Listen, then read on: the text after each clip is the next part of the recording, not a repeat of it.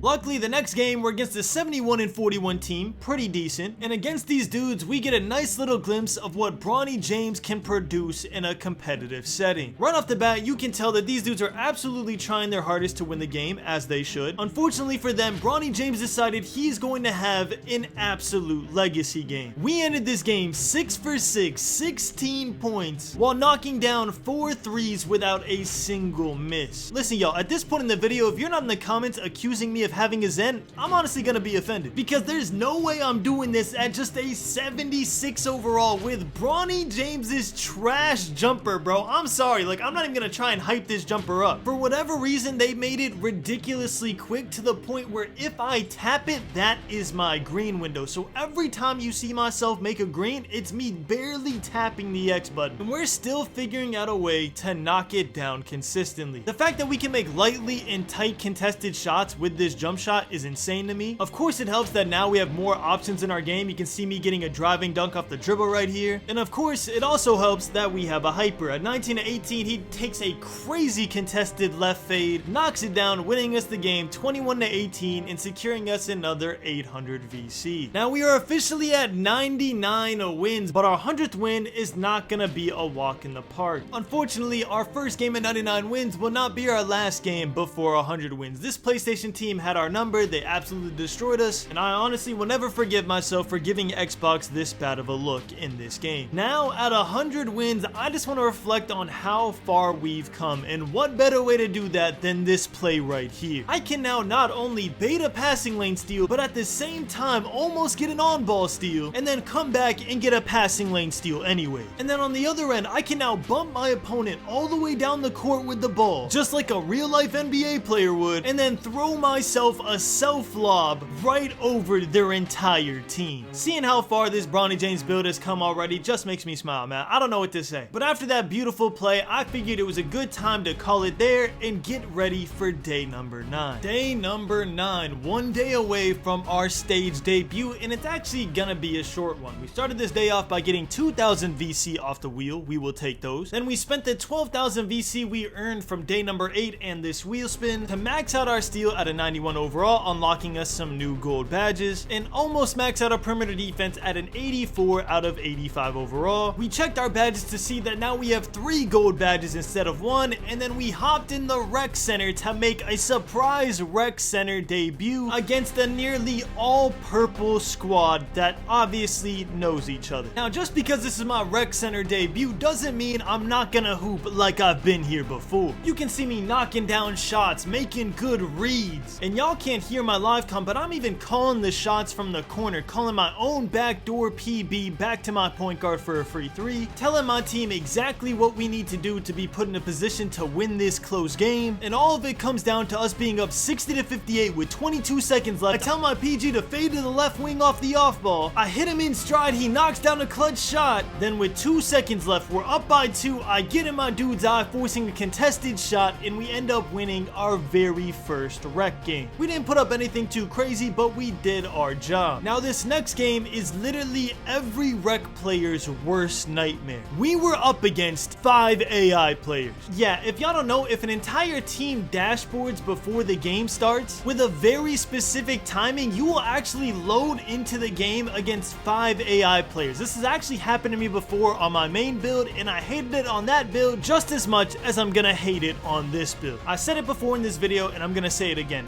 AI players, or what I like to call them, OW players, are better than 90% of the 2K community. They play better defense, they take better shots, and they knock down open shots at a higher consistency. But the good thing about them is, if you know how to cheese them, you can take a ton of shots against them, because at the end of the day, they're a bunch of robots. They're not gonna actively adjust to what you're doing in game. So this game, I told half of my team to just set me off balls and let me score as much as I possibly can, so I could set my own personal scoring record on this Bronny James build. And that's exactly what we do. You see me coming off these screens, making opens, making lightly contesteds, making shots that look like they're gonna be heavily, but they aren't. And I end this rec game with a whopping 52 points, actually outscoring the entire team of OW players, while also recording 5 assists and 4 steals, granting me over 1,000 VC for my player of the game rec performance, but most importantly getting me 40,000 my points, which is going to contribute to me earning 99 overall super quickly in this challenge. Day number 10, aka the turning point of this challenge. We started off the day strong once again with 2,000 VC from the wheel spin. We will always take those. And even though we're gonna make our stage debut today, first we gotta hit up the Sunset Beach. Listen, I haven't played Sunset Beach in years. If you think I'm gonna miss out on this just for this challenge, you are absolutely insane. Before heading to Sunset Beach, I decided to upgrade my agility to a 76 overall, and then I realized that the race of the week reset, so I went back, got my free 2,500 VC. We always need to take advantage of that when it comes around, giving us another 2,500 VC to put on our agility to make it a 78 overall rating. And then we finally showed up to Sunset Beach nearly 10 years after it was first released. Listen man, the scenery, the vibes are just unmatched in this park. Now we haven't played park since the beginning of this challenge, so I wanted to give you a refresher of what my stats look like We have 24 games played, going 43% from the 3-point line. But obviously now we are a lot better. As you can tell from our Pro M3v3 stats, they are way better than our park stats. So hopefully after a day of grinding in Sunset Beach, we can have them matching a little more. We hop on the court. In the first game, we're playing against a 94 overall. Now our top stats are looking a lot better than the beginning of this challenge, but we are still a lot behind. As you can see, we still tip a lot of passes. We're not fast enough to get our steals, and people can green over our face even with a maxed out perimeter defense because we don't have our badges yet, just sparking lightly contesteds like we're not even there. Now for those of y'all that are going to be confused about the score, if y'all don't know, Sunset Beach counted by 1s and 2s to 15. So it's basically 2 to 3 to 21, just 1s to 2s to 15. It's the same thing. And you can see that we ended up winning our first game 15 to 6 while going 4 for 5 from the field. Listen, bro, we're a new Bronny James, okay? We're not the same Bronny James build that was out here in the park at first. And remember, y'all, not only am I taking a pay cut by playing park because we're getting basically 1/4 the VC we'd be getting in Pro-Am, we are also playing straight purple tiers because it is a double rep event, alright? All the sweats, all the tryhards are gonna get out here, not take no type of showers all weekend, and try to make Bronny James's life a living nightmare. But you can see, man, we are absolutely unfazed, just sparking threes, doing our thing. Sadly, it wasn't enough to beat this good of a team. We end up taking our first loss at Sunset Beach in our second game of the day, but that doesn't mean we can't bounce back. We're playing against a dude who has a bunch of 90 overall plus stats in his top stats, but honestly, it looks like I'm the one with the 90 overall stats in his top stats, bro. Look at me sparking every three I take. I'm going absolutely off. 4 for 5 from the field, 3 for 4 from 3, but I still end up losing this game to another comp team, bro. They didn't even shoot that good and they still beat us, giving us a negative record to start off our Sunset Beach day, going 1 and 2. And that just showed me if I want to win games, I need to step it up even more, bro. I'm making threes off the dribble. I'm knocking down all my catch and shoots. I'm taking shots that look contested but aren't contested because Bronny James's jumper is just that quick, and I end up forcing a win this game with 12 points, only missing 1 3 the entire game, 6 for 7 from 3, tying our record at 2 and 2. And now it's time for me to take a break, bro. 4 games in a row going off just to lose 2 of them. It was time for Bronny James to sit in the corner, have a nice little 2-point game, and just collect his paycheck like a 78 overall should be doing in the first place, bro. I shouldn't be out here having to carry these games. Am I happy that I'm doing it? Of course. But we're not gonna sit here and act like what I'm doing on this court is not something special, bro. Like, it takes a special type of player to be able to do all this at such a low overall. And if y'all are watching this video being like, bro, it's not that hard, man, 2K is a pretty easy game, I want y'all to upgrade a build just to 75 overall and see how much you can do at first. Even if you do eventually get it down like I do right now, bro, it definitely has an adjustment period where you're just like, wow, bro, I really can't get there. I'm that slow. I can't contest that shot. I can't get that steal. I can't knock down that many threes in a row even though I release it the same timing every time. Like, it truly is a shock to your core about how little you can do if you don't spend money on this game. But at the same time, it's mad humbling, bro. Like, it makes you really appreciate your maxed out players. Like, there was nothing I wanted to do more right now during this challenge than hop on my 99 overall build and absolutely hoop. With 1, good dribble moves, 2, a good jump shot, and 3, just a good build, man. Like, overall, this really isn't that good of a build. We're just making it look better than it is. But at the same time, I didn't want to just make an overpowered 6'2" build and call it Bronny James. I wanted to give a build that was as accurate as possible. The only thing I missed out on this build was probably a block rating, but I ain't gonna lie to you, bro. On 2K, a 6'2" with a block rating is not getting no type of blocks whatsoever. So that was one thing I was okay with, just being like, you know what? All right, I'm just gonna miss out on the block rating. I know Bronny James can get chased down blocks. It's in his blood, bro. Blocked by James. But it really wouldn't translate well into 2K whatsoever. What does translate well into 2K, though, is the steals, man. I absolutely love the catch animations I get on steals with this build. I still don't understand why it's happening. I guess because of Gold Interceptor, but bro, I've made lockdown builds with Hall of Fame and Legend Interceptor not be able to get these type of steals. It's just something about grit and determination, bro. And speaking of grit and determination, bro, this skeleton has the most grit and determination I've ever seen in my life. Bro missed a wide open layup off the backboard, got his own rebound, and then finished it home. That was insane to me. I had to clip that. But right now, as you can see, we are finally getting in our groove. We're on a nice little win streak in Sunset Beach. The vibes are immaculate. The park is flooded. We're over here doing self lobs to ourselves. I know y'all can't hear the party, but the party vibes were immaculate, man. We're getting steals. We're making shots off the dribble. school. It was just an overall great gaming experience, which leads me to this petition right here, man. If you're still watching this video, I need y'all to drop a comment right now saying Sunset Beach in all caps. If you want Sunset Beach to be a 24/7 park in NBA 2K25. I still don't understand why we would rather have Elite and Rise parks over Sunset Beach, man. Like Sunset Beach. Out of all the millions of people that play NBA 2K25, I don't think there's a single person you could find that would be like, yeah, man, I'd rather have the Elite court than Sunset Beach. But anyways, y'all, it was time for us to say goodbye to the beloved Sunset Beach Park. We're just not getting enough VC to justify playing in that park as much as I wanted to. And we load into our first Pro-Am game against a 50-22 team. Now again, our main goal is to go to the stage today. So all we're doing right now is stacking up VC. We're not gonna upgrade anything. We're just gonna keep playing games. We're gonna grind it out. We're gonna do the slow grind, the slow legitimate grind to get all the way up on our VC so we can go to the stage and have the leeway of being able to lose a couple games. I'm not expecting to go to the stage and go undefeated at a 78 overall. That's just unrealistic. But what I am expecting is to go positive on the day, and to do that we need to have enough leeway to lose a couple games and then come back and play them again for some wins. Luckily during this promo run we got a lot of good practice against good teams. Right here we're playing a 75-24 team. Obviously we just blew out that 50-22 team twice, and we end up winning this game as well. Alright, so the morale is up. We just went on a streak on Sunset Beach. Now we're winning games in Pro-Am 3v3 against good teams that we should not be winning against with a low overall on our team. And we're all just hoping that this translates to the stage later, because if we can win a lot of stage games, bro, this challenge will be cut in half. I'm not gonna spoil how many days it takes for me to get 99 overall, but man, if we can go on a run in this stage, bro, this challenge gets a million times easier. And it all just comes down to simple math, y'all. If we need 350,000 VC to get 99 overall, then winning 2.5k VC a game is obviously gonna be twice as fast as winning 1.2k VC a game. Now don't get me wrong, I am grateful for this 1.2k VC I'm getting in these Pro-Am games, especially with the player of the game, even though I missed a wide open layup. I know y'all seen that, bro. I didn't want to cover it, but I know y'all seen that wide open layup I missed. But man, is 1.2k VC really worth having to play all these trolled team names? Like, what are these team names, bro? Are y'all this bored? And the worst part is we lost to this team, bro. Look at this contest I get on this layup, bro. How is that not contested? I jumped in everything. Maybe if I upgraded my block like we were talking about before, I would have won this game. But we end up losing to this negative team, which unfortunately negatively affected the morale. But we decided to push through. We are a Diamond Pro-Am team, okay? If we cannot handle small losses like that, we are not going to stay up at this rank for much longer. And this is exactly how we got to Diamond right here, bro. Look at the beautiful defense followed by the beautiful offense, man. I get the blitz steal, then we pass it around. Everyone touches the ball once, leading right back to me, the person who got the steal, greening a 3 in the corner, and then greening a couple more 3s with a high percentage, giving us player of the game and our new highest VC record for the challenge, 1,316 VC. I genuinely did not think this was possible, bro, and after this happened, I just started playing like a demon, bro. Look at this, lightly contested 3, first shot of the game, doesn't matter, that's going in. I'm making a ton of open shots, and then I get a nice little dunk right over the defender to end the game, giving me another player of the game. And it's just so nice to see that after struggling to get player of the game, now it's just becoming a common occurrence. Every single game, pretty much, I'm getting player of the game, other than the rare games where I literally need Hyper to just go off or we will lose the game because I can't dribble yet. But don't worry, those days will also be over soon. At around 85 overall, we upgrade our ball handling and we can start running point guard and main lock. But to get there, we're gonna need to hoop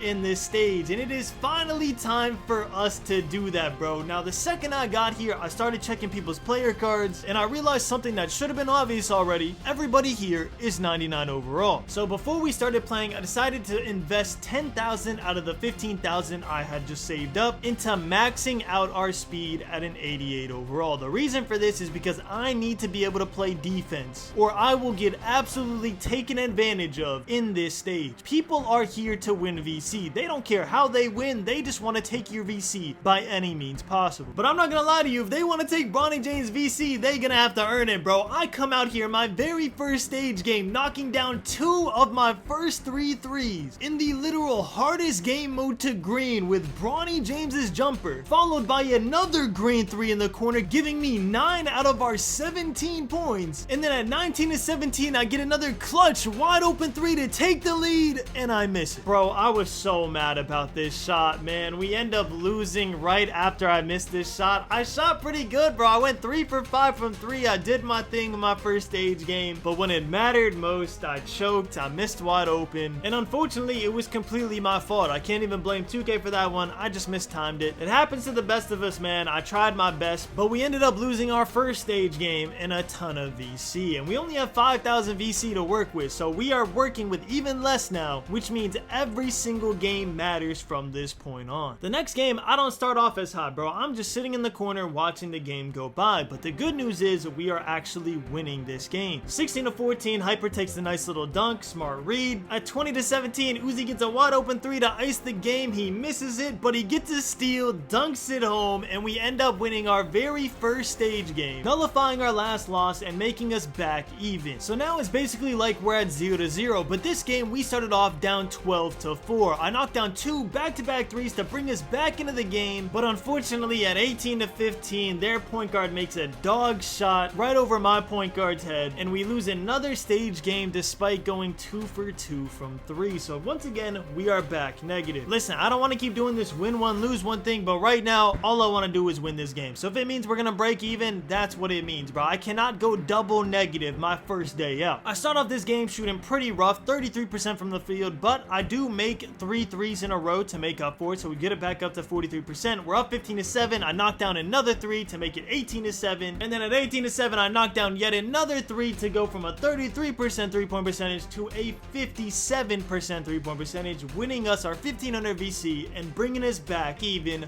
once again. Now at this point, we've been in this stage for about an hour, and we have yet to break positive one time. But will that change here? I hope so. I start off the game by ripping their center on a driving dunk. Absolutely love to see that. That's progress. Followed by an actually pretty good pass for my pass rating, and then I make a contested 3 in the corner right over his face to ice it. When we're down 19-14, Hyper misses, but we get the board. I get on the right wing and I knock down the clutch shot, but unfortunately at 19-17, I'm forced to watch my center get absolutely dogged in the paint. He gets a cheesy little standing dunk, and once again we go negative on VC. And the bad news is I'm pretty sure that was a higher VC court, so if we lose another game, we will be kicked out of the stage because I will officially be out of VC. But you can literally see that I am not gonna go down without a fight. I fought for the ball for about 15 seconds in this possession just to not get it. I knocked down a 3 in the corner, but sadly my efforts mean absolutely nothing. As you can see, we are down 15-3. I go up, I blitz the point guard, get the steal. Uzi finishes off the break by knocking down a 3 on the right wing. I follow suit the next possession, knocking a 3 on the right wing as well. But at 18-9, they ice the game by greening it in the corner, sending me out of the stage where I obviously don't belong yet, even though I went 2 for 2 from 3 with 2 steals. After that, I stared at my VC count of a measly 654 VC for about 10 seconds, and then decided to call it a day here before I get even more sad, hoping that tomorrow we can bounce back and have a better day. Day number 11, and I gotta start this day off with my sad voice because we just went broke on VC. But it's okay, we can bounce back. This first game we're playing against a 37-15 team, and little did I know that this game would be the morale booster that I needed. We ended up going 3 for 3 from 3 in this game, including a tough little fade in the corner off the dribble right over my defender, and we win this close game 22-19 while almost getting player of the game. But this next game, I'm not gonna settle for almost. I start off this game sparking it from deep, sparking it in the corner, and literally just taking every catch and shoot jump shot I can. It doesn't matter if there's a defender there or not. It doesn't matter that it's a close game. I'm taking and making everything, securing my first player of the game of the day, along with 1,314 VC, almost beating our personal high record of 1,316 VC. And it only gets better from here. I start this next game pulling a 3 from half court, my first take of the game with no takeover whatsoever. What can I say, y'all? That's how Bronny James is moving now. We're getting deep threes, we're getting self lobs on fast breaks. We are just moving with confidence even when the game is close and we could lose at any moment. Even at 19-16, I'm trying to take the ball myself. It isn't there. I dish to my teammate, he passes it back. We miss an easy one, but we make up for it by fading in the corner for gain, ending with 13 points and securing another player of the game. Now, y'all, today is a day that we need to absolutely lock in. Not only do we need to get our morale back after losing all our VC in the stage, but if we lock in and grind today out, we could actually pass the 80 overall threshold by the end of the day. So knocking down down these lightly contested threes like we are here are super important for getting our overall up. This is just not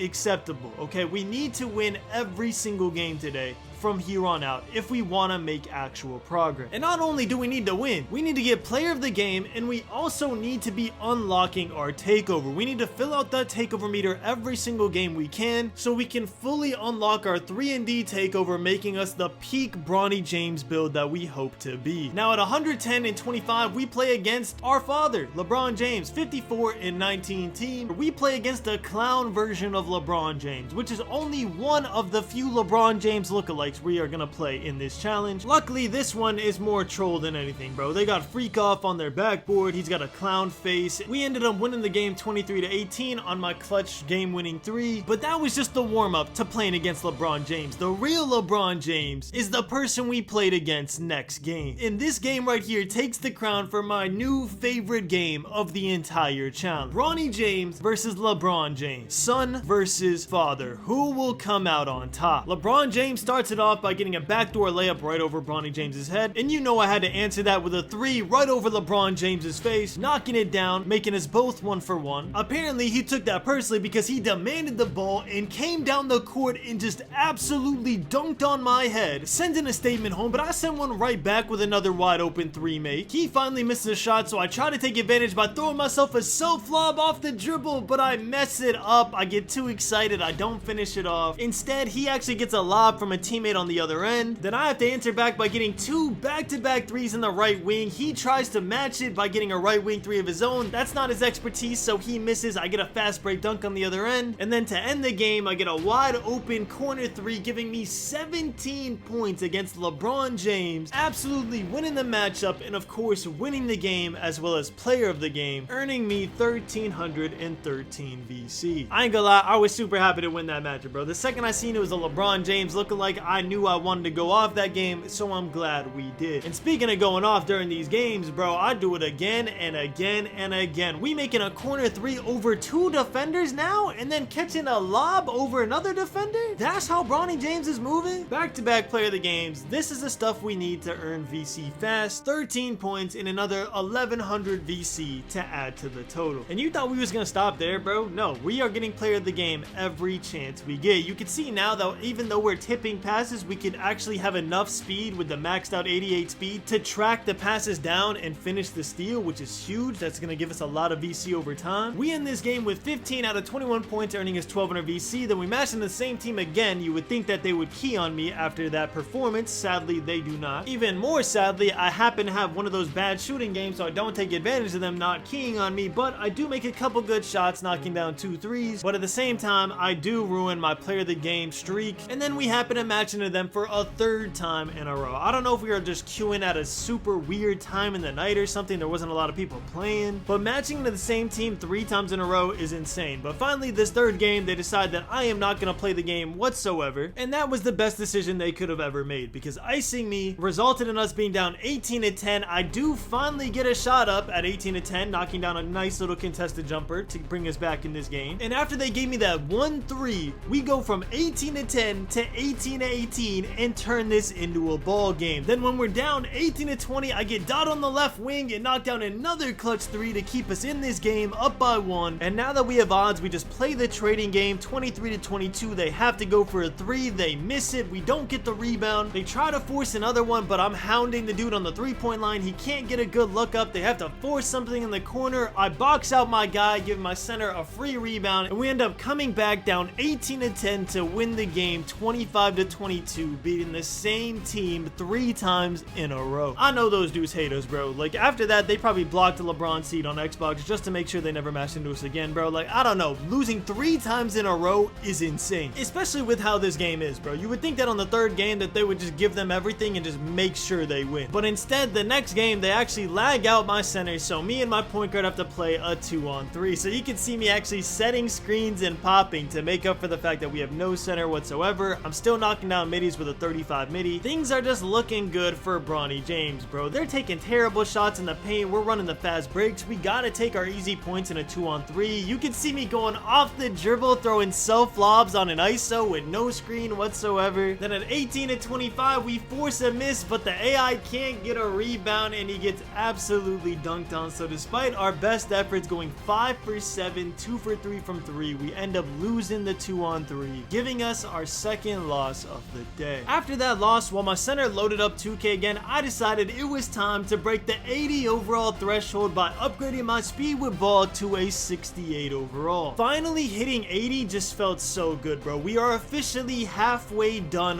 with this challenge. From 60 overall to 80 overall, now we have to go from 80 overall to 99. Obviously, the higher overall we get, the more VC it's gonna take, but mentally it feels like we're halfway there, so that is just a great feeling. And I don't know if it's just in my head, but once you cross that 80 overall threshold, I swear 2K just makes your build a million times better. Look at the shot I hit while down 9-13 in this game. I literally was falling backwards while shooting that shot, and then look, I get a stop in the paint. We weren't doing that before. We literally have no interior defense. We should not be able to do that, but ever since we had 80 overall, now that's something we can do. And because of those two crazy plays, we end up winning that close game 24-20, leading us into our next LeBron look-alike matchup. This time, this one's 6'8 instead of 6'9, making it a more accurate LeBron. He's got a 94 driving dunk. The strength's a little low for a LeBron James build, but you know what? I get it, bro. 2K builders are kind of tough. And anytime I play against LeBron James, you know you're gonna see the best Bronny James performance you absolutely can. Look at this, trying to backdoor me at 14-13. Come on, bro, that is not happening. Played good offense, we played better defense, and now we won the game 21-18, making us completely undefeated against LeBron James builds, which I hope we can hold that record the entire time out throughout this challenge. Now, remember when I said that after an 80 overall, your build just gets way better? Yeah, nah, I feel like this game just absolutely proves that as a fact, bro. Like, I swear the jump shot just felt so fluent in this game, man. I finally unlocked my full 3-and-D takeover as well. You can see me popping it in this game, and we are just absolutely flooding teams out here, which is beautiful because, spoiler alert, later on in this video, Season 3 is going to start. I know when you're watching this video, Season 3 is actually about to end, but during this time, Season 3 was just about to come out, and Bronny James and his "please, I'm a 60 overall relax" diamond team is gonna reset to 0-0, but at the same time, they are also going to try and crack the #1 ranked Pro-Am team in the entire world. Make sure y'all stay tuned for that, bro, because trust me, it is going to get insane. The games we play, the people we play against in the top 10, bro, I'm not gonna say too much, but just know it gets wicked, man. When we get to like around #5 in the world, it gets absolutely wicked. The skill and talent you're about to see on that court is insane. But for right now, we just gotta keep playing teams with pig profile pictures, winning games, knocking down shots, getting VC, just doing the hard work that nobody wants to do. Because let's be honest, bro, would you rather play a 41-12 team with a 78 overall, or would you rather just pull out your credit card, spend 50 bucks, and get to a 99 overall in a single day? I would say that most people would rather just pull out their credit card, spend the money, and get that instant gratification right away, which is probably why 2K is still doing as well as it is. But me cosplaying as Bronny James, I'm gonna take it the long way. Pause. That was not meant to be disrespectful, bro. I meant like the long grind, the hard grind. Okay, hard is not better. Yo, listen, bro, this has been a long video, okay? Alright, I'm trying here. But nah, seriously, y'all, this actually made 2K fun again for me. Around this time when I started the challenge, I was really bored of the game. Like, playing on a 99 overall is obviously better. You could do more, but at the same time, it's boring, bro. All I'm doing normally is going off of the screen, pulling a 3 with my 99 3-point rating, my legend badges, a shot I'm 1, most likely never gonna miss, and 2, can never improve whatsoever on, because a 99 is the highest rating you can absolutely have in the game. And for instance, moments like this where at 19-12 I make an and 1 3 with my 80 overall Bronny James build that was just a 60 overall 2 weeks ago. You don't get that same feeling of like appreciation of the grind that you do when you just buy a build with your credit card and then he just happens to be hooping on day 1. Having a struggling grind from a 60 overall to this point where I can make crazy plays like that, where I can make red contests, and then later on where I can get contact dunks, I can beat #1 ranked teams, stuff like that, bro. Just going from 60 to that is where this grind was super fun for me. Now, don't get me wrong, I still would not wish this grind on my worst enemy, bro. Like, at some points in the challenge, I wanted to just uninstall the game and forget I'm a 2K YouTuber altogether. Especially considering I was doing this challenge when COD just came out, bro. Do you know how hard it was to not spam zombies all day and instead load up on this trash Bronny James build at a 60 overall and just try and hoop the best I could, bro? Like, it was tragic. But at the end of the day, I'm glad I did, because one, y'all get this super long video that you get to watch in your spare time. This video alone will probably last y'all about like 10 lunches, right? I don't know about y'all, but I only watch YouTube when I'm eating. So when I'm eating, man, I like to watch a long video so I could be like, all right, I'll pause it at 30 minutes. I'm gonna be back tomorrow. So hey, man, do me a favor. If y'all still watching the video and you watching it while you're eating, let me know in the comments, bro. I don't know. That would just make my day. But anyways, y'all, after just absolutely grinding game after game, we ended up saving up 11,000 VC. So I decided to take a break and upgrade my ball handle to a 69 overall. No, I am not a child. Okay, that was just the upgrade that I could do. I couldn't get to a 70. It wouldn't let me. I didn't have enough VC. And then after the quick little upgrade, I hopped back in the arena to finish out the grind for the day. And bro, I'm telling you, 80 plus overall is insane. You see my first three of the game is a right wing deep three, lightly contested green. Like, that's me now? And y'all can see the field goal percentage top right. I am shooting great percentages while making shots like that, including the game winning shot down 20 to 21. I'm pulling that with confidence. Listen, whether y'all are gonna admit it or not, I know y'all are proud of this Bronny James build, bro. We have came so far in such a short amount of time. Right here, we're playing an 89 and 38 team, and we just sparked 3 out of our 4 threes to make sure that we end up winning this game 21 to 15. From struggling to green wide open to green and peaks in the corner and the wing super easily, lightly contested, open, heavily contested, it don't matter. We have officially fully mastered Bronny James's jump shot to the point where I'm actually fiending to start doing something new, bro. Alright, we started this challenge just wanting to green wide open. After that, we wanted to beat the positive teams that were like 120, 110, stuff like that. We've been doing that. After that, we wanted to start getting lane steals and on-ball steals so we could play on-ball lock. We wanted enough speed so we could play on-ball lock. We did that. We slowly just checked off every one of our goals on the checklist. But now the next goal we're working towards is 1, we want enough ball handle to run point guard, and 2, we want enough driving dunk to where we can start going for contact dunks. Listen, bro, I know we haven't seen a contact dunk out of Bronny in the NBA or the G League yet, but I could not rightfully make a LeBron James Son build without giving him a high driving dunk, okay? It's in his genes. But anyways, after a missed opportunity for a steal and a missed opportunity to make a wide open 3, we ended up losing this game by 2 points. Heart-wrenching loss, but only I think our 3rd of the day, which isn't too bad. And I don't know if y'all have noticed, but anytime we take a loss in this challenge, we just bounce back and have an absolute legacy game the next day. You see me with 12 points, and then Hyper secures the game with a clutch 3 down 20 to 21, knocks it down, securing my player of the game and a crucial 1100 VC. But unfortunately, sometimes having a legacy game does not mean you're gonna win. You see me starting off with a steal in this game, followed by me knocking down my first 4 threes of the entire game, including one from the top of the key where he jumps at me, and we still end up losing this game even though I go 4 for 5 from 3 with a steal. Just super unfortunate, but I ain't gonna lie to you, bro, after 100 plus Pro-Am games, especially on 2K25, you just start to get a little fatigued, man. I know y'all know what I'm talking about. There's little highlights like this where you get a couple light pressures in a game and you start to get a little rejuvenated, but at the same time, it's still 2K, bro. Like, it's the same thing every single game, man. Especially when you play with the same people, you have your certain play style, you're gonna play the same way every game. It's not 2K's fault, it's a basketball game, but it does get a little repetitive. You're not always gonna lock in every single game, you're not gonna pay attention. I'm pretty sure at this point in the video, we were actually singing 2000s classic songs in the party just to keep us entertained. So considering that and the fact that we played over like 25 games today, I decided that we should call it here. So I checked my new updated city stats and we raised our 3-point percentage by a whopping 7%. We are now 41 games played with a 53-point percentage. In the rec, we are 2 games played with a 45 3-point percentage, and in Pro-Am, we are 162 games played with a 49.4 3-point percentage, which means if we played more rec games, we would probably have a 53-point percentage around all game modes. And to end off day 11, we spent our last 7,210 VC, not on ball handle, not on speed with ball, but actually on our strength, so we can start getting more defensive badges. Day number 12, and it was time for me to do my Gatorade drills. I didn't document me doing them at the very first time, around like 62 overall, I think, but as you can see, we have a 95 stamina now, which is going to come in clutch when we can actually dribble the ball, especially considering that we are never going to have jump shot boost or Gatorade boost during this challenge unless we get it off the wheel. We just can't afford to spend that VC. And if y'all don't know, dribbling when you don't have any Gatorade boost means that you can do 1 or 2 moves until your stamina is completely gone. After finishing our Gatorade drills, we hopped back in the promo arena and we did what we do best, bro. Alright, we started hooping. Okay, we need to get some more VC. Just because we're halfway done does not mean we get to start being lazy. If anything, it means we need to go harder now. Now, there's good news and there's bad news. The good news is that you can genuinely see the game is starting to flow easier for me. I'm starting to take fades in the corner. I'm starting to catch and shoot super quickly. There's no hitch in my jump shot anymore. I'm not hesitating. I'm greening lightly pressured threes in close situations. I'm knocking down game-winning shots. I'm doing everything that I should be doing at this overall. The bad news is we played a ton of games yesterday, okay? So I don't got it in me to do back-to-back 40 game days. That's about 8 hours of 2K every single day. So today is gonna be a little shorter of a day, but at the end of the day, it is still progress, and progress that is progressing very fast. By the way, we are doing fades in the corner like it's nothing with Bronny James base, man. I don't care how many times y'all have heard me say that in this video, bro. I'm gonna keep saying it. It is actually insane that you can do this well with that trash of a jumper. Sadly, not well enough to win this game. We take our first loss of the day, 23-17, but as always, we bounce right back with a legacy game the game after, bro. If you want to see me do very well in a prom game, all you have to do is beat me the game before. After losing our last game, we end up making 4 threes this game, securing our player of the game and earning us a nice little 1200 VC, which you would think would be a nice little warm-up game for this 63-10 team we're about to play. But bro, I absolutely trolled in this game. I could not make a jump shot. I don't know what happened, bro. I felt like Kevin Durant in that one movie where his powers got taken, bro. I could not knock down a shot to save my life. Even at 19-18, where I get 2 back-to-back wide open threes, I miss both of them. Luckily, me trolling this entire game did not end up in us losing, even though it should have. I think I went 0 for 5 or 0 for 6 from 3, which is ridiculous. But yeah, to say we never want a game like this to happen ever again in this challenge is an understatement. That was insane. Thank you to my teammates for carrying me in that game. Now, as we stomp this very negative team, I want to talk to y'all about my plans for the rest of this challenge. So even though recently we had the worst game of the entire challenge, I would say that we have this two-way lockdown build part pretty much all the way down. So where do we go from here? First, we need our ball handling up and we need our speed with ball up. Next, we need our driving dunk up. Once we get all 3 of these things up to a respectable rating to where we can run point guard, we have nice finishing in the paint so teams can't just play super up on us. Once we get all that figured out, we are gonna go back to this stage and hopefully start our redemption arc. And if you look at what we're doing in this game right here, I think you can believe that we could have our nice little redemption arc, bro. We are going absolutely off in this game. 17 points, 100% from the field, including a bunch of fading and tough shots. And it all comes down to 1 game-winning 3 down 21-20, and I miss it, bro. My first miss of the game was for game. I don't care what nobody says, bro. This one was on 2K, bro. How am I gonna green 5 threes in a row, and then on the 6th one, I'm just gonna forget my timing for game, bro? That is just not happening. 2K wanted them to win that game, or they wanted someone else on my team to make a shot for game. But regardless, we end up losing that game, which was just heartbreaking, man. That was a perfect performance right there. The next game, we proved that we actually do know our timing, knocking down the game-winning shot this time, winning us the game. And then after that, I didn't miss a single game-winning shot for the rest of the day. I took that one shot personally, bro. There's no way they ruined my legacy game by giving me a random, slightly early, wide open in the corner. With the 10,000 VC I saved up during these runs, I decided to upgrade my ball handle to a 79 overall, making our new overall an 83. And then unfortunately, I made the dumb decision of wanting to test out my new overall, which led to us facing a 147-23 team, a team that actually has a better record than us. And even though we did have our 80+ overall buff, where when you're an 80+ overall you just play better, yes, that is a proven buff, bro. It's definitely not a theory that I made up in my head. We still end up losing this game in a poor fashion, man. They absolutely obliterated us, and it's unfortunate because if you know me, you know that I will never end the day on a loss, bro. I always need to end on a win or a positive note. So we hop back into the arena, we win a close game 23-20. I decided I didn't play well enough there and we didn't win well enough there, so we ended up playing another game where I did literally nothing except get a passing lane steal and a wide open fast break dunk, so again, wasn't good enough to end on. So we loaded into one last game where not only did I play well enough for my standards, our team played well enough for my standards, and we ended up winning a close game 22-20 on a ridiculous contested back fade midi from my point guard Hyper, earning us another 800 VC MVP and finally ending the day on a positive note. Day 13 starts off strong with us getting 5 boosts in every category off the wheel, and this is where we finally get to see our Bronny James build evolve. Right here is the biggest skill level jump we've seen in the entire challenge so far. Starting with our defense, you can see right here we are playing immaculate defense. Not only are we able to keep up with the ball handlers now, but we're also able to rotate with our team. In team rotations aside, my defense alone has actually improved drastically. You see here we get an on-ball steal, throw ourselves the self-lob and finish it home, and then the next possession get another on-ball steal, just absolutely moving with confidence now. We're knocking down shots, we're scoring off the dribble now, which is something we were just never doing before, and you can see we are now nearly 80% to starter 1, which is exciting because once we get that 2-way tenacity badge, our defense is gonna improve even more. Which you can ask this 14-6 team, our defense getting even better is a scary thought. We start off the game dominating offensively, but very quickly we start getting clean passing lane steals, turning overpowered defense into overpowered offense, either off the dribble or off of a PB with my center, and we end up easily winning this game 22-18 with 14 points and 2 steals while shooting a great percentage, earning ourselves player of the game. Our top stats are looking nice now. We have a 92 3-point rating, a 91 steal, 88 speed, and 85 perimeter defense. I'm just glad to not see anything in the 70s anymore, bro. I'm telling you, up to this point, this challenge has been rough, but now it's looking pretty good. It looks like we've paid our dues, and now we can finally play how a 2K player is actually supposed to. Right here, we are 1 game off of our 150th win on our Diamond Pro-Am team. By the way, I don't know if you've noticed, but I love saying that Bronny James has a Diamond Pro-Am team because, bro, he's earned it. Look at this self-lob windmill alley-oop to myself, bro. That was tough. The next possession, I try to reenact it again, but I get the soft little layup, so I just stick to what I'm good at, knocking down threes, and we end up winning this game 22-15, getting 862 VC because we couldn't secure the player of the game. Now let's talk about exactly where we're at in this challenge. Right now, we are in that weird middle area where we're not good enough to take over the show and be the main focal point every single game. We can't really create shots off the dribble yet. Our ball handling and speed with ball are still too low. We don't really have the best dribble moves equipped because we don't unlock them yet, and we for sure do not have the badges equipped to do all that yet. But we can still go off and be the player of the game very easily now compared to when we were a 60 or 70 overall, which is great for our VC count. The name of the game is earning as much VC as possible. So even in games like this where I have a terrible start, I know that I can come back, finish strong, and secure yet another player of the game, getting me 1200 more VC. Now, just because I can do all these flashy things now, like a self-lob windmill or passing lane steals into a dribble pull-up 3, doesn't mean that I have to stray away from the fundamental. We started this build as a 2-way player, and we're gonna end this build as a 2-way player. If I can catch and shoot my way to player of the game every game, I will do it happily, bro. 4 for 5 from 3, we take those every single day, especially if we can do it against diamond teams like this one. They're 38-13. They're obviously gonna give us a fight. I'm showboating a little bit with a self-lob to myself, but bro, it's just too fun, man. Sometimes I'm just gonna take that risk just because I like to have fun. It is a video game at the end of the day. I know I'm treating this challenge kind of like a job with the hours I've been putting in to get it done, but the overall goal shouldn't be to hit 99. It should be to have as much fun as possible while hitting 99. We end up winning that game super easy, so I'm hoping this next diamond team that's 57-30 can put up a better fight, but sadly we beat them pretty easily there too. The only unfortunate thing is that they kind of keyed on me that game. I didn't get to do much, so we ended our streak of player of the game runs at 3 in a row. The next game, another previously diamond team, they are 8-0 right now, undefeated. Anytime we see an undefeated team, we are trying to give them that first loss. Now statistically they shoot a little better than us, so I took it upon myself to prove that statistic wrong. I'm greening every shot I take, and despite that they still decide to leave me wide open for game at 17-19. You know I was gonna knock that one down, securing us 3 wins in a row against diamond or previously ranked diamond teams. After all those comp games, I decided if we're gonna keep playing comp, I need to upgrade my players. So I spend the 12,000 VC I have saved up to get an 86 ball handle and upgrade our overall to an 84 overall. We are 1 point away from finally hitting 85 overall, which means this is the perfect time to explain why it says that my overall max is at a 94 right now. So the way that this works is the only way to get to 99 overall this year is if you get enough my points to earn the overall. Y'all gotta remember, I'm on a brand new account. LeBron Seed is not my main account. So the way it works is when you make a build on a brand new account, the max overall you can get it to is actually only getting a 90 overall. And the only way you can upgrade your max overall is by earning a ton of my points from game to game. Y'all probably been paying more attention to the VC and not the my points, but for every prom game we get around 5,000 my points per game, which is why you now see that my max overall is a 94 instead of a 90. We've been earning my points from a 60 all the way to now at an 84 overall, and now our max is a 94 overall. But that's not the hard part. The hard part is getting to a 99 overall max, because once you hit 95, I'm pretty sure it takes over 1,000,000 my points per overall to go from 95 to 99. If it's not 1,000,000, it's definitely in the couple hundreds of thousands. Now, if I could play my career, this would be super simple. I would just play a couple my career games, maybe some games on the street ball courts, and I would knock this out in about a couple hours. But because I have to do this challenge without my career and without buying VC, the most efficient way to get my points up is actually by playing rec all day, because for every single rec game that I perform well in, I'll get around 50,000 my points compared to the 3,000 to 5,000 my points I get for every single pro-am game. So yeah, later on in the challenge when I'm around a 95 overall, you're gonna see me spamming rec, and that is exactly why. We cannot finish this challenge until our my points match our overall, which to be honest I didn't think was gonna be an issue when I started this challenge, because I figured with the amount of games it would take to get to 99 we would just hit it naturally. But no, you literally have to go out of your way if you're on a brand new account. If I was on my main account, I would have started with a max overall of 95 because of my rebirth, and I probably would have gotten it completely naturally. But I wanted to do separate accounts for this challenge so I could record other videos on my main without having to worry about if I gain VC or not, and have this account strictly for this challenge. Now, last game, y'all seen that we lost to the LeBron profile pick team, so you know what's about to happen, bro. Anytime we lose a game, the next game I just go completely off. I score 21 points, grabbing 2 steals, and of course get player of the game, hopefully setting a new record high amount of VC, 1,317 VC, a new record high for this challenge. I'm not gonna lie to y'all, I've been recording this commentary over a period of time, so I'm not really sure if that is the new record. So if I got that wrong, just please forgive me, but for right now, we're gonna call that the new record high. And speaking of new highs, Bronny James is at a new high skill level, bro. We're shooting fades off the dribble in the corner. Okay, Bronny, I see you, bro. Get your player of the game how you get it, man. We need this VC. We are now 90% to starter 1. We're almost gonna get to a tenacity. And of course, the second I show a little happiness, now I'm playing a LeBron profile pick team with the name 5 Nights at Diddy. 2K always gotta find a way to punish me when I'm trying to have fun, bro. Now, I know the score might look bad, but don't worry, these dudes are not gonna get away with disrespecting LeBron like that, alright? I was there. He wasn't at them Diddy parties. Wait, hold up. Did I just admit that I was at them Diddy? You know what? For my glorious king, he was not there. I was there, okay? Do with that what you will. But y'all, they have been up this entire game. I am knocking down crazy shot after crazy shot to will my team back into this game. At 20 to 21, one of my teammates steps up, knocks down a midi, gives us the lead. Then at 23 to 22, I dot my teammate on the left wing, and we end up winning this game after making a ton of deep range and lightly contested threes. Listen, bro, I was making a joke about this being personal, but it really looked like it was personal for Bronny James right there, bro. I was knocking down crazy threes. We even got 11,000 my points in that game, double what we normally get. That's how well we played. This next game, I felt bad for this team, bro. They're 1-0. They're probably having a good time, thinking that they're about to have a good prom experience, and then they run into this diamond team with nearly 200 games played and just get absolutely destroyed, bro. Like, they had zero chance in this game. But listen, man, 2K matchmaking takes and 2K matchmaking gives, and right here they took from them and they gave to us. We needed that VC. We got ourselves a player of the game, so thank you to that 1-0 team for your service. And I'm sorry once again, because the 2K curse stays true. They have to rematch us right after because they did end up losing. But this time, I'm not even gonna give the 2K algorithm a chance, bro. I'm making lightly contesteds if I have to. Like, the score was much closer in this game than it was last time, but there was no doubt in my mind we were gonna win. We end up winning this game 22 to 17, earning ourselves yet another player of the game, which has been way more common ever since we hit 84 overall. And these dudes just gotta be the unluckiest pro-am team in the world, because after starting 1-0, they have to match into us 3 games in a row. If I was them, bro, after this game, I would just call it a night and get off. There's no way I would keep playing after taking 3 losses to the same team back to back to back. Or is that even what happens? It's 6-6 right here, okay? They miss a clutch 3. It would have put us on the back rope. So obviously, I'm not going to repay the favor. I'm going to knock down 2 back to back. At 19 to 13, they're trying to get something to cook, but man, I read the baited pass and I get a clean passing lane steal, just showing y'all that I have enough speed to make those rotations notifications now. And then after that, I'm assuming they just got off, because if they didn't get off, I feel like 2K was just gonna make us play them 25 times in a row. Now, instead of commentating us whooping this negative team and making them quit at the end, I just want to talk about how far we've came in this challenge. Y'all have seen me not be able to sprint up the court without losing my entire stamina bar, and now we're getting player of the game probably 80% of the time like it's nothing. I can't wait to watch this video back and just see it, bro, because it's actually so beautiful, the progression we've made just by playing the game and staying consistent with it. And you know what the crazy part is? This isn't even gonna be the biggest jump in skill level in the entire video. Right now, it looks insane because we went from a 60 to an 84. But when I tell you the difference between an 84 overall Bronny James and a 94 overall Bronny James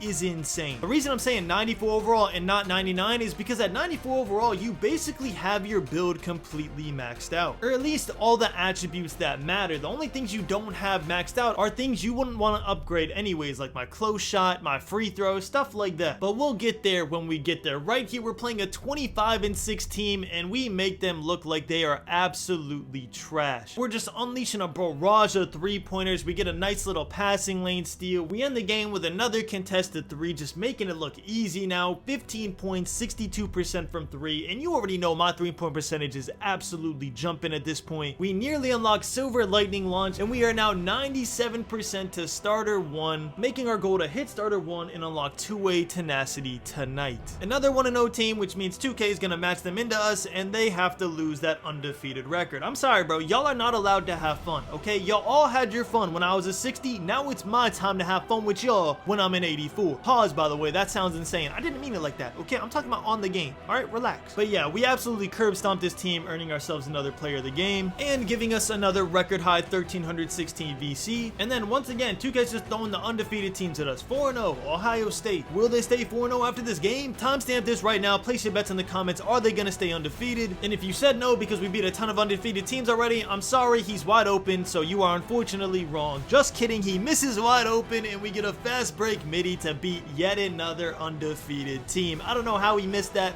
but I'm glad he did. 99.1% to Starter 1. I just want to hit it, man. I want to end day 13 as a Starter 1 with two-way tenacity. But they're gonna make us earn it. We're down in this game. I gotta hit a walk back 3. We're still down 11-6. I have to hit another clutch 3. We're still down 14-9. I have to hit a 3 over both people. Lightly pressure contested 3 green. But we still end up losing this game. Did we hit Starter 1 off a loss? Luckily, no. We're just 99.5%. But if we lose our next game, we will 100% hit it off a loss. So I decide we're actually gonna do what we never do. We're gonna end on a loss, call it here, because I do not want to lose a single rep-up game in this entire video. Day 14, and we start off the day by getting 10 steal boosts off the wheel, and we have one major goal today. Hit Starter 1 and unlock two-way tenacity, but that doesn't mean that we can go without doing our chores. The race of the week resets, so you know that we're gonna take advantage getting our 2500 VC, and then after that, with the 18,000 VC we have saved up, we decide to max out our ball handle and get our speed with ball to a 75, making our new overall finally an 85 overall. And of course, we start off day 1 playing a previously diamond team, but we're an 85 overall now, bro. You think I'm afraid of diamond teams? We're shooting from deep, we're shooting fades in people's eyes, and none of it mattered because we lost to a 3 right over my face. It would be a crazy start to the day if we hit Starter 1 off a loss first game of the day. Luckily, we do not. Our rep level goes to 99.9%, saving us the embarrassment of losing off a rep up, but we're not out of the woods yet. The next game, we're playing a 122-62 team, almost double positive, which means we gotta be lights out if we want to win this game, and we are. We finished this game 3 for 3 from 3, 9 points, 100% shooting, and Bronny James officially hit Starter 1, unlocking two-way tenacity. The impact this is gonna have on our defense and our offense is absolutely insane. Trust me, y'all are gonna see. Now that we accomplished our first goal, our next goal is to start saving VC again so we can run it back in the stage and see how much we improve. And speaking of running back, of course, we beat this team last game, so they have to get their get back according to 2K standards, and they absolutely destroy us the second game by over 10 points. And then for the first time in this challenge, we actually got a rematch against the team that beat us. Now, granted, we beat them first and then they got their rematch, but still, man, we'll take it, okay? 2K is usually never on my side with these. If we lose a game, we literally just have to sit there and deal with it. So I'm trying not to let this opportunity go to waste, but sadly at 20-19, we drop out the corner, they dot him in the left corner, and he knocks down a 3, making their record against us 2-1 even though we took the first game. Day 14 was not my friend, bro. 3 losses already? The only thing I'm happy about is that one of the losses wasn't my rep-up game. Literally the only game we won was the game that we hit starter 1, so it kind of worked out perfectly. But I'm not gonna lie to you, it's getting ridiculous, bro. 20-19, and he makes this shot to beat us? How did this go in? How was this a green? We are now 1-4 on the day, absolutely ruining our record, and now we have to play this 6-0 Ohio State Buckeye when we're already on a losing streak. But we are technically on a winning streak against undefeated teams, having never lost to an undefeated team in this entire challenge,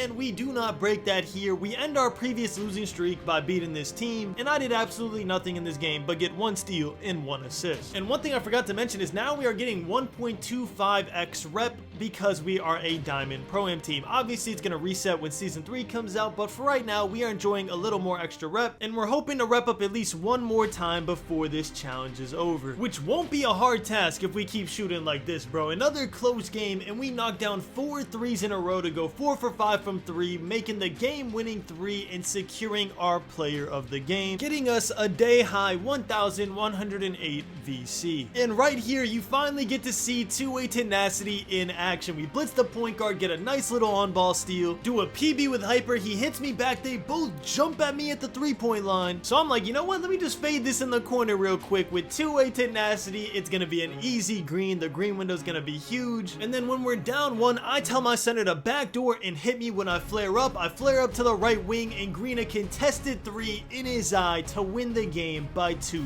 points. Listen, man, I might have not been player of the game that game, but bro, those last 2 plays were sick. I'm honestly just really happy with the improvement we've been seeing in our Bronny James build. From going to not even being able to figure out Bronny James's base, to being an automatic bucket off the catch and shoot, and now learning how to fade in the corner and get some buckets off the dribble. All I'm saying is the future is bright for LeBron James's son, in real life and in this challenge. Bronny, if you happen to be watching this video, man, keep doing your thing, bro. I seen you at a 30-point game last week. We love to see that, king. And I'm not gonna lie, now I feel a little sus because I just gave Bronny James praise, and the team we're playing against now is Diddy something in balls. Y'all can read it yourself. But I give my best Bronny James impression to start this game, greeting a lightly contest right over his face, and then you can just see the confidence, man. I'm a right-handed player fading to the left, greening contested 3s. We're greening it from deep with two-way now. We're moving all over the court. We're not scared of not having hot spots in certain areas. We pretty much have a hot spot all over the court now, and we easily secure that player of the game and earn ourselves another 1,314 VC. And y'all, just in case you thought I was exaggerating the power of two-way tenacity, look at this play right here, bro. I get a passing lane steal while guarding the ball handler. I give it to my point guard. He passes it right back, and I green a 3 from deep for my first 3 of the game. Later on in the game, they both try to jump at me on the left wing. I'm still gonna knock that down. You're not gonna scare me at this point in the challenge. And then at 18-18, we decided to leave this dude wide open because he could not previously hit a 3, but he drops his nuts, makes a wide open corner 3, and we end up losing this game, which is unfortunate because instead of getting 483 VC this game, we probably would have gotten player of the game, earning us 1,000 plus. So yeah, anytime we lose, it actually is a drastic difference in our progress. So we're not trying to lose too often, despite what's been happening today. But I'm not too worried about it, bro. With a challenge like this that spans over 40 plus real-time days and a certain amount of gameplay days, I'm not going to spoil how many days are in this video, you're gonna have some off days. But we end day 14 on a positive note, getting us a win with 800 VC, and we are looking forward to day 15, where I hear Bronny James will actually get his first ankle breaker of his career and hopefully start running point guard for his squad. Day 15, and it's finally time, y'all. We start off the day by getting 1,000 VC off the wheel, which is perfect because it is time for us to start playing point guard, which means we need to get us some dribble move. Now we have a maxed out ball handle, but we don't have a maxed out speed with ball, so we can't get every single dribble move that we want to get, especially not Darius Garland dribble style, but we can get ourselves some decent moves. And you can see me practicing in the my court trying to get it down, and it's not exactly going too well, but I'm hoping that it'll translate better when we get in game. After that, for the first time in this challenge, we actually went to get our lethal hot zones, which if y'all don't know, give you a huge boost to your shooting percentage. We're trying to get above a 50% 3-point percentage by the end of this challenge, even though we started at an abysmal 33% from the field. So to help, we got our lethal hot zones, we secured 500 VC, and now it was time to hop into our very first first day playing point guard for our team. In this first game, you're not going to notice too much of a difference. Alright, we take a spot up contested jumper, we knock it down, and we get an assist to end the game 22-18. But what you'll notice right away is now we can upgrade ankle assassin, handles for days, and our lightning launch badges, which are going to be huge by the end of the challenge. But this game right here, game number 2, is where you see point guard grinding start to take full effect. We started the game pretty normal, just having a good catch and shoot game, knocking down our first 4 threes of the game. But this 5th possession, we start cooking up behind his screen and we green our very first 3 off the dribble with half of our stamina meter. I'll touch on that a little bit later, but right here we get our first ankle breaker of the challenge right after. It's nothing too crazy, he doesn't fall to the ground or nothing, but nonetheless it is still an ankle breaker animation. And then right after we knock down another quarter stamina bar 3, followed by an absolute cook on the left wing, doing a momentum behind the back and sparking our 7th 3 of the game, ending with 21 points on a great percentage, of course earning ourselves player of the game and another 1313 VC. Now I hope y'all can see how the rest of this challenge is gonna go. I told y'all at around 85 overall we are gonna see a massive jump in skill level on this Bronny James build, and it's super apparent, bro. You can see me catching passing lane steals with ease, I'm knocking down jump shots, I'm not doing no crazy left-handed fadeaways like Hyper's doing right here, but I am getting lightly contested 3s and sparking deep 3s off the dribble, which I wasn't doing just 5 overalls ago. Getting player of the game is ridiculously easy now, which is super exciting because that hopefully means that the tough days are behind us and now we can just gradually grind our way up all the way to 99 overall. Or at least that's what I thought, but we matched into the Turtles team again from mad days ago and it's very apparent that they've improved. They are now 98-26. I'm not sure what their record was when we first played them. Maybe one of y'all can go back and check and let me know in the comments. But when I tell y'all that this was a whole new team, bro, they were playing like they had a chip on their shoulder and they absolutely destroy us 21-17, giving us our first loss of the day and our first ever loss while running PG. And after I don't know how many hours we're into this video, we finally get a get back when we lose a game. The Turtles are about to get their 100th win, so 2K says, you know what, let's see if you could stop them. And we proved that by successfully getting our get back, winning this next game 22-18, not letting them hit their 100th win off us. 221 games in, our record is 181-40, but don't worry, this record is gonna reset to 0-0 very soon when season 3 starts, and we're really gonna have to test our grit and see if we can get to the #1 ranked team in the entire world. And around that time we'll be able to get contact dunks, we'll be passing super efficiently, and we get some insane ankle breakers while going for that coveted #1 spot. So if you think this is peak, make sure to stay tuned to the end because it only gets better from here. In typical 2K fashion, after we beat this North Carolina team, they get a get back, but unfortunately we're not handing out any free wins today. We knocked down 4 threes, securing us yet another player of the game and beating this team twice in a row while securing ourselves a ton of progress towards our new playmaking badges. And 2K, being the troll game that they are, matched us into this team for a 3rd time, but they decided they weren't having it and they actually quit the game before the game starts. They literally saw that they matched into us for a 3rd time and just left. I don't really blame them, bro. I would not want to lose 3 times in a row too, but they forfeit. We get some VC, but we're not going to get too much because they didn't even play the game. Now, while we put on an offensive clinic in this next game, I just want to talk to y'all about our newfound goals for this challenge. The first and probably most important goal is to get our handles for days all the way up. Like I told you about 10 overalls ago, bro, the hardest thing to do in this challenge is make 3s off the dribble, and I told y'all that that was gonna be a thing all the way up until 99 overall. And the reason for that is we are not allowed to get Gatorade boost. We just simply don't have the VC to waste if we want to get this challenge done in a month. So getting that handles for days upgraded all the way is gonna help out a ton. And speaking about not having VC to waste, we do spend our 15,000 VC that we saved up to max out our pass accuracy. And I'm glad we did because we have an absolute insane game against this 35-13 team the game after, which we start off by grinning a tight contest in the corner where we literally fall down to the ground. If y'all don't know, 2K actually patched this animation. You literally only get this animation if they are right in your face and they are in front of you. You can no longer get that animation when they jump from behind. So starting off the game with a super rare Annie like that and then making a 3 off the dribble is just a good morale boost, but unfortunately it was wasted. We have a 2 for 2 performance, 6 points points, 4 assists, and a steal, and we still end up losing 21-16. But 2K's being mad generous today. We get our get back against the Miami Hurricanes, and I'm taking this one super personally. Last game, I didn't realize that they actually have LeBron James on their team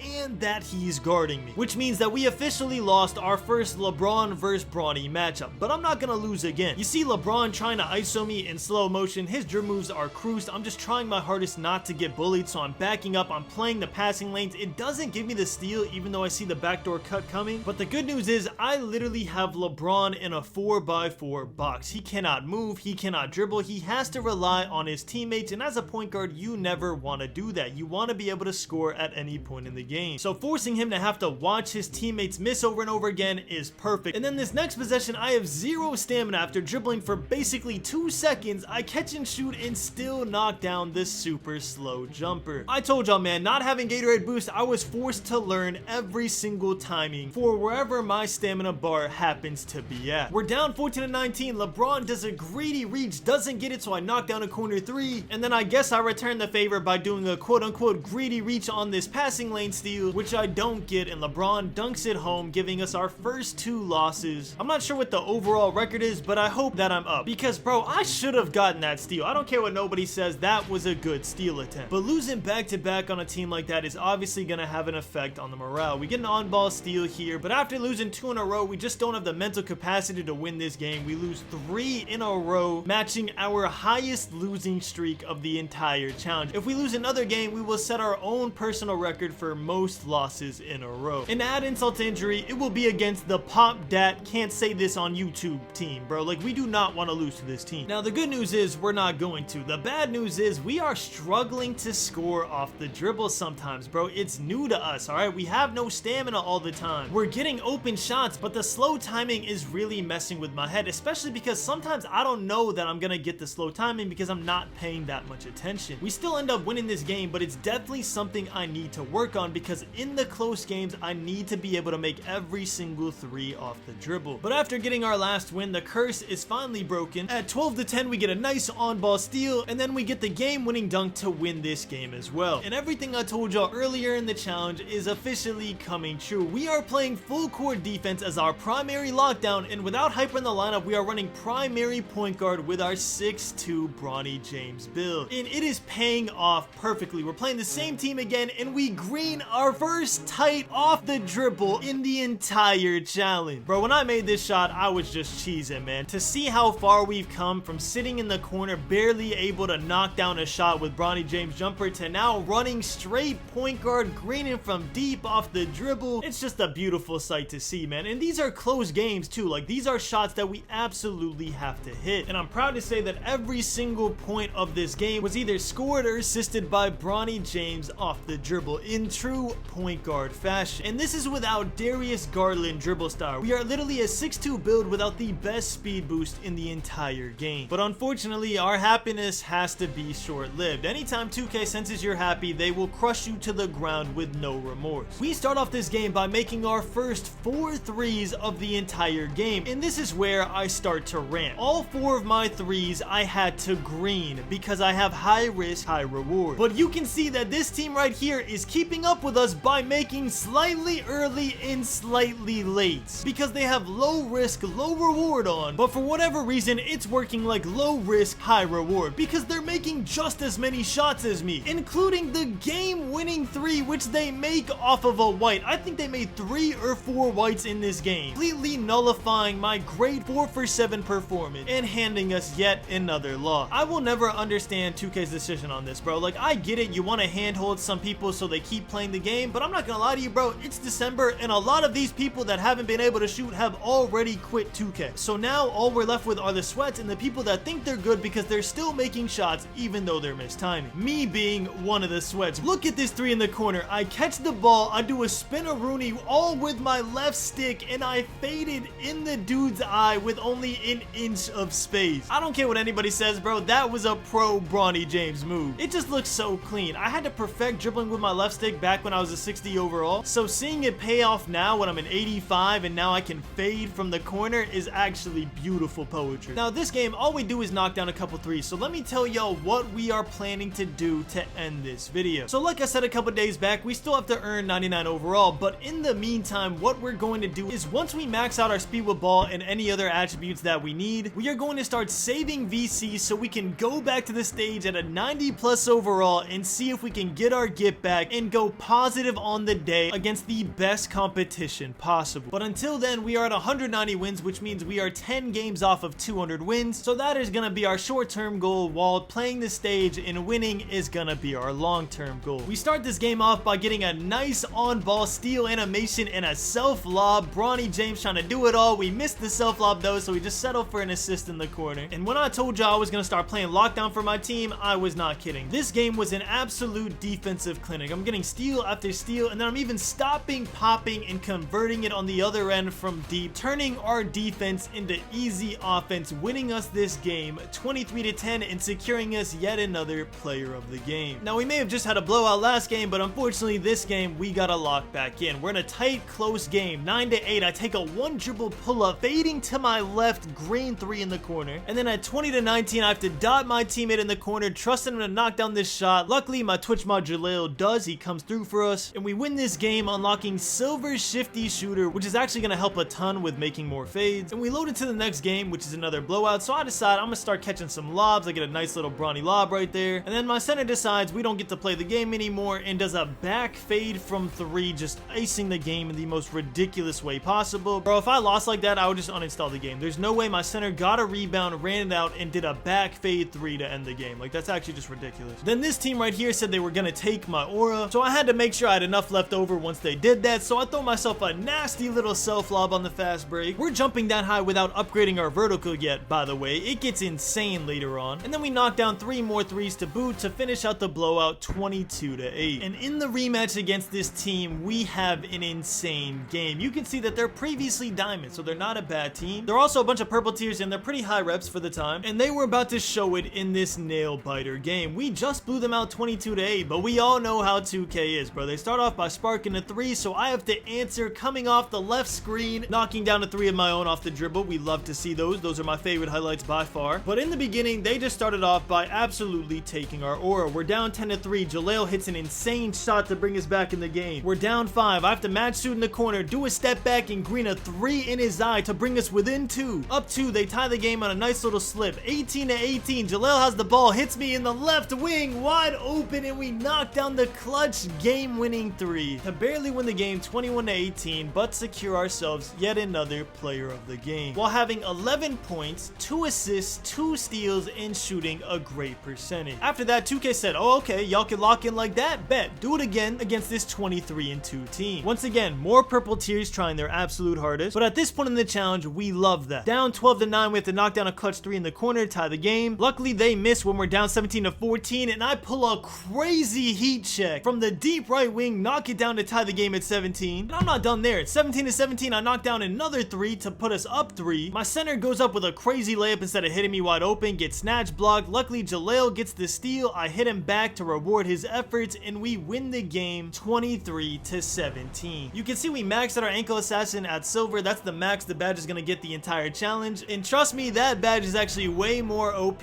than you might think. Carrying on the momentum from last game, of course we have to go off in this game too. We knocked down a total of 6 threes in this game, starting with us going 4 for 4 on our first 4 threes. We get an on-ball steal self lob at 12 points, absolutely ridiculous. Then when we have takeover, we get a lightly contested 3 at 17 points, and then finish the game by knocking down a wide open corner 3, finishing with 18 points, a steal, and an assist while going 6 for 11 from 3. At this point, we have played 25 games today alone, so we're like, you know what, we're gonna play one last game. You can see our top stats now are actually beautiful. We have 3 stats either 90 or above, with our 4th stat being an 88 speed, and we're gonna put all those stats to use in this game. We are knocking down shots at an effective rate. We get a crazy passing lane steal, reading the pass to the wing, getting a nice little jump catch and assist. 15-10, we're expanding the range, knocking down 3s from deep, and we end up winning this close game 22-19. And in typical grinding fashion, I forgot that we said that was going to be our last game, so I mindlessly start another game, making it our 27th game of the day, and we are 2 wins off of 200 wins, and it happens to be against the Taking Aura kids for the 3rd time today. And I set the tone early in this game. At 0-0, I get a crazy passing lane steal, and then I miss wide open with 2 HP tenacity. I did say I'd set the tone early, bro, and the tone was that we were gonna lose this game, bro. We lost this game pretty bad, 22-15, making this our second day of the challenge where we're just like, you know what, we're gonna end on a loss. I can't take it anymore. So we decided to just call it here and try to bounce back tomorrow. Day 16, and we're getting closer and closer to 90 overall. We start off today by getting 10 skill boosts off the wheel, which is perfect because of what we're about to do today. And then we check our updated Pro-Am stats to see that we have 242 games played, and in those 200 plus games, we are now 49% from the 3. So not only are we close to our goal of going 50%, but we're also close to 200 wins. Now, yesterday was all about upgrading our ball handling and improving our offense. Today is all about the defense. You see me absolutely pressing them full court, getting an on-ball steal, then using our two-way tenacity to turn our good defense into great offense. Then after that, we just put on a clinic. We get this insane passing lane steal, two-handed catch, securing a change of possession, and then from then on, I had to just show y'all that just because my defense is getting better, my offense did not fall off. At an 87 overall, we can do basically everything on the court, and everything that we can't do will be solved in just a couple more overalls. And you already know we had to lock in for our 200th win. The theme of today is defense, so passing lane steals are the name of the game, but this second passing lane steal is absurd. We fly across the lane to secure this steal, something that we couldn't do before because our speed was too low. But at a maxed out 88 speed, there is no limit to what we can do on defense. You can see our playmaking badges are finally starting to go up pretty heavy, and that's good because our center lagged out this game, which means we have to take on an even bigger role. Playing main lockdown isn't enough, playing point guard isn't enough, now we have to win a 2-on-3. But don't worry, for the new and improved Bronny James, that is an easy task. We easily win this 2-on-3, 21-13, nearly unlocking gold lightning launch, silver unpluckable, and most importantly, silver handles for days. Now I'm not gonna spoil too much, but today is a special day. Later on, you're gonna see exactly why, but for right now, we just gotta keep knocking down threes, keep trying to win games, and keep making overall progress towards this illicit 90 overall. We are so close, bro. Sadly, losing games is not gonna help us here. I try to keep us in this, I try to fight all the way back, but at 18-19, I leave my dude wide open in the corner and he knocks it down, making us lose a game where I went 5 for 6 from the field. Effectively switching the roles where I was selling my teammates in the beginning and now my teammates are selling me. But hey, everything in life goes full circle. I'm not even mad about it, bro. How could I be mad when I'm literally about to hit 90 overall soon? After that loss, my shooting guard had to get off, so we picked up Hyper again, and now we have the full dream team again, which is good because we're playing a double positive team, and I'm still gonna be running point guard even with Hyper here, but just having him here makes everything so much easier. If I get double teamed, or if I'm not able to create a shot of my own, I do have a safety net in him to secure the game, unlocking us our silver unpluckable and almost unlocking gold lightning launch. And bro, at this point in the challenge, you can just tell how much I want it to be done, man. I am coming out every single game and just absolutely hooping. This game right here, I start off 4 for 4 from 3 with the same Bronny James base that we had at 62 overall, and I'm making it look like it's easy, bro. I make this jumper look like it's one of the best in the entire game. Trust me, do not put it on. You will absolutely hate it. But for right now, it's working for me because I've been playing with it for over 2 weeks. And one thing I actually just noticed, my overall team was shooting worse than me on Bronny James. That's a good feeling, man. Going from selling my team and bringing our percentages down to being the gold standard for knocking down shots on this team. Also, going from being relegated to the corner and only being able to make wide open shots to being able to knock down deep threes on the top of the key like it's easy is just a beautiful feeling, man. Looking back and seeing how much progress we made is just inspiring. But trust me, this is nothing compared to what's about to happen in about 20 games. So stay tuned. 43-20 team, and we're against a straight 99 overall with a 97 ball handling rating. But sadly, high playmaking doesn't mean high IQ. Easy passing lane steal and assist here at 11-8, and then at 20-20, Hyper ices the game, making a fading midi, granting us 600 VC and inching us closer and closer to that gold lightning launch. After that game, I decided 600 VC ain't gonna cut it no more, bro. I do not want to be here for another 2 weeks, so I went out of my way to make sure that I got player of the game. 14 points, 4 threes while going a great percentage, and that'll do it right there, man. We get our 1000 plus VC and head into this 43-18 team with immaculate vibes. We start off this game hot, knocking down a 3, then get a nice little passing lane steal and fast break dunk to tie up the game at 8. Then at 15-10, I'm still not letting up. On ball steal animation, which we have not gotten many of in this challenge because most of it has taken place after the steal nerf, so we love to see those any chance we get. And we end up beating this double positive team by a wide margin and secure ourselves player of the game because our defensive and offensive prowess. Now, as we loaded into our next game, I was just sitting here thinking, man, bro, it has been a long time since I've had an actual bad game on this build. Obviously, knock on wood, I'm not trying to have a bad game, but just thinking back to when we were around a 65 overall and basically every game was a bad game, and then we'd randomly have a breakout 15-point performance, we have genuinely came a long way from the start of this challenge. And even though overall wise we don't have much left to go, skill wise we still have one last major jump to make before we can finish this challenge, but more on what that skill jump is gonna be later. This game right here is what I get for speaking. I was literally just talking about how we haven't had a bad game in a while, and I come out here just shooting straight bricks the entire game, missing wide open shot after wide open shot, and we end up losing this game 21-18. Listen, bro, one bad game in the past 20 games, we'll take that every day of the week. And y'all already know the prophecy, man. Anytime we lose, the next game I am forced to go off. We start off the game hot, knocking down a deep right wing 3. Then at 7-0, we show why we're the main lockdown for this team, getting us a nice little blitz on ball steal, followed by a quick little flex of team chemistry between me and Hyper. And then, as if it wasn't apparent enough why I'm the main lockdown for this team now, I jump through the center screen and get a very tight contest on their point guard. And then on top of all that, we knock down the game-winning shot to win the game 21-6, bouncing back from the terrible performance we had last game with a player of the game this game, securing us another 1200 VC. Then right here we get into another close game, but because I run the break, give me a couple open shots and open fast break dunks, and knock down a clutch shot or two, we're in a position where it's 19-19, we have the ball, and Hyper knocks down a nice little midi fade to end the game 21-19. Now I have a question for y'all. Who do you think is the most clutch performer on our team, me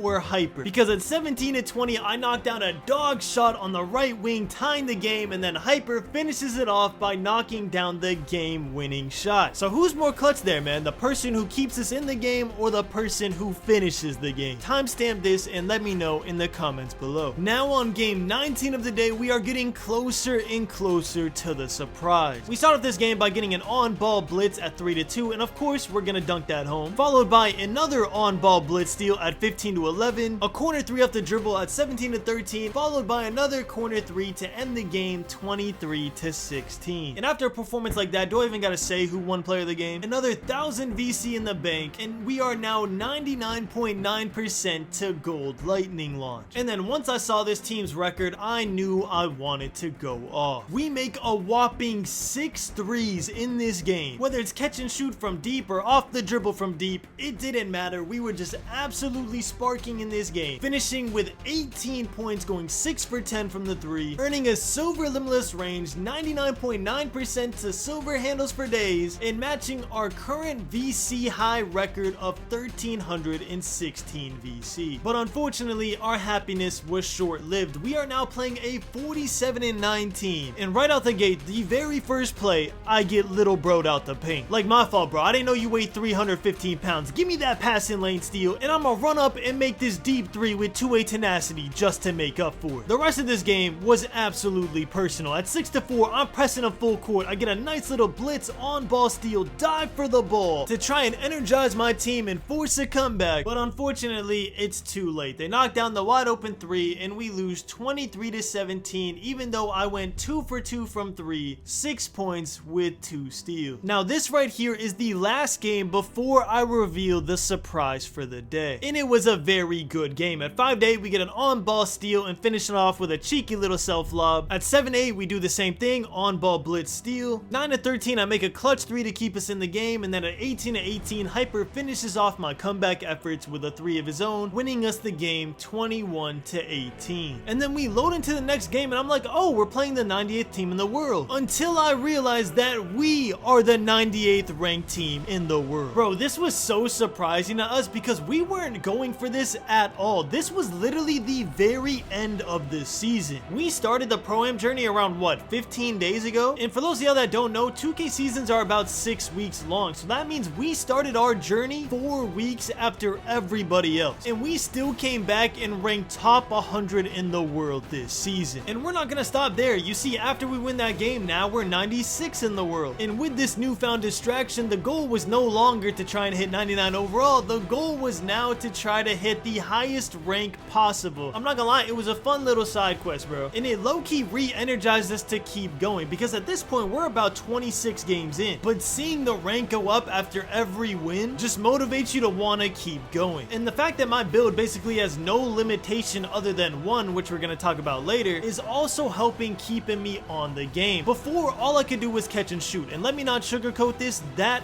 is super boring. But now I can play defense, I can get red contests, I can get on-ball steals, passing lane steals, I can score off the dribble, I can pass the ball, I can hit a slip, I can play basketball. And playing basketball is definitely paying off. We are now ranked 90th in the world, we're playing great fundamental basketball, and every single game we're getting rewarded by moving up in the ranking. Now ranked 87th in the world, we're still doing everything we were doing before. We're getting passing lane steals, we're knocking down jumpers, and we're even trying to do a little more as each game goes by. You see me doing self lobs, scoring off of the dribble, taking contested threes that are usually out of my comfort zone, but that I eventually want to knock down as my mini marksman goes higher and higher. Running games with 14 points, 3 steals, just overall great performances. And we're putting fear into the hearts of good record teams. Like this team right here is 18-4. But you already know when they see that 85th in the world, they are thinking we are a bunch of sweats. They're probably rattled, which is why we absolutely flood this team 22-9, which makes 2K reward us by giving us our first test since we've been a top ranked team. We are now playing a 65-16. Absolutely insane record. This team does not lose often. And even though I thought they were about to lose to us when I knocked down this clutch 3, putting us up 18-13, they come all the way back, and at 19-18, they knock down the game-winning dagger, sending our 85th in the world ranked team back home